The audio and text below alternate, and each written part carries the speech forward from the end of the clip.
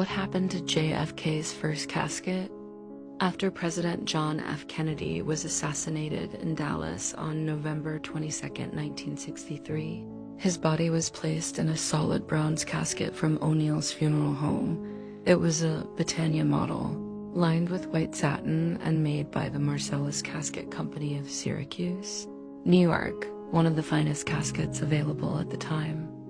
That casket, however, was not the one buried at Arlington National Cemetery. The first casket, the one used to transport JFK's body from Parkland Memorial Hospital to Air Force One, had been badly damaged. When the president was shot, his body bled heavily, and by the time he was placed inside the casket, the interior was soaked with blood and tissue.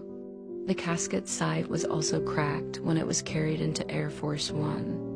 Once the body arrived back in Washington, D.C., the damaged bronze casket was never used again. Jacqueline Kennedy rejected it for the funeral because of the condition it was in. Instead, a new mahogany casket was ordered from Gawler's Funeral Home in Washington, the same one used for the state funeral and burial. O'Neill's Funeral Home in Dallas later billed the U.S. government $3,995 for the original casket. The Kennedy family thought that was excessive, especially since it had been ruined and wasn't even used for burial. After some dispute, the government eventually paid the bill, but the casket remained in storage at the National Archives. Years later, in the 1970s, concerns arose that someone might steal or exploit the casket for profit, for example, by selling it to collectors or displaying it morbidly. So in 1966, after authorization from Robert Kennedy and the Department of Defense, the original casket was secretly destroyed.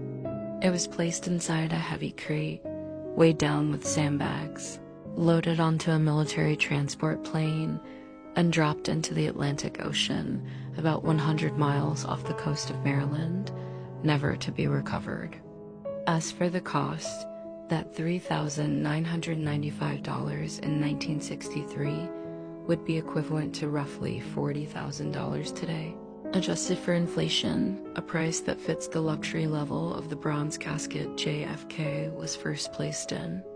So, to sum it up, JFK's first casket was a beautifully crafted but blood-soaked bronze coffin that became a grim artifact of his assassination.